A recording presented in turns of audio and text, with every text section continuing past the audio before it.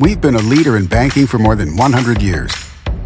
You'll find us here, at home, on your phone, and everywhere you go. Renaissance Bank. Understanding you. Member FDIC. Equal housing lender.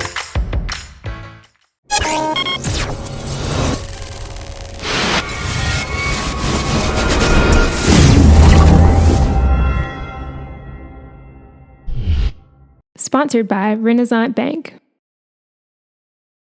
Good morning, Northeast Mississippi. This is Newsbreak for Thursday, May 25th. Thanks for joining us. I'm Brad Locke. You can catch Newsbreak every weekday at 7 a.m. Watch it on djournal.com, Facebook, YouTube, or the Daily Journal's mobile apps for Apple and Android devices. We're going to take a look at news, sports, and weather for Northeast Mississippi. We'll start with the weather forecast for today. We're going to have mostly clear skies with a high of 77 degrees, a low of 59, a 10% chance of rain.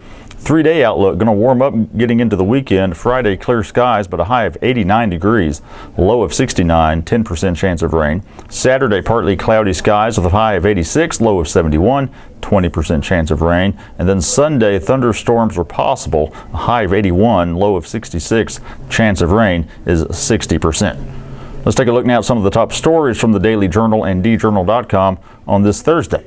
Innovation was the theme of this year's State of the Region meeting on Wednesday. The annual meeting is put on by the Commission on the Future of Northeast Mississippi and the Create Foundation. It featured speakers who encourage thinking outside the box, both in schools and communities. Lee Childress, superintendent of the Corinth School District, touted the district's implementation of its Districts of Innovation plan. The innovation status was attained via legislation passed several years ago that allows public school districts to make innovative changes in their schools, often outside the regulations set by the Mississippi Department of Education. Corinth implemented a modified school calendar at the beginning of the 2016-17 school year, and Childress said there's been a lot of positive feedback from the community. He also talked about the need for adjustments in teaching techniques, assessments, skills taught to students, and the overall approach of public education. Childress believes schools must become more technology-focused and teach skills like collaboration and problem-solving to prepare students for the real world. Lieutenant Governor Tate Reeves and Governor Phil Bryant do not appear interested in tackling anything beyond a handful of budget bills during the upcoming legislative special session. While Bryant hasn't officially set the agenda for the session, which starts June 5th, it is looking less likely that it will include finding a new source of revenue for transportation needs, and the lottery looks to be off the table too. A spokesman for the governor said Wednesday that the official agenda, quote, will focus on issues related to the budget and revenue. The session was called so that lawmakers could pass budgets for the Department of Transportation, the State Aid Road Program, and the Office of Attorney General. Leaders have been looking for new sources of revenue to help with transportation needs, namely road and bridge repair and maintenance, but Reeves does not appear interested in trying to reach a consensus with the House leadership on that matter. As for the lottery, Bryant said taking that up would be contingent on the Mississippi Economic Council endorsing the idea. It has yet to do so. Once again, leadership of the Tupelo Lee Humane Society has suggested that construction of a new animal shelter is imminent. Jay Quimby, the Humane Society's board president, appeared before the Tupelo City Council on Tuesday to answer questions about the progress of constructing the facility. Significant public dollars were pledged toward the project, which has an estimated price tag of about $1.7 million. The city of Tupelo has agreed to contribute $500,000 toward construction costs, and Lee County will provide $200,000. Quimby said they were close to moving dirt and putting up a building. Project manager Tim Pruitt told the council that building plans are before the city's Development Services Division awaiting approval.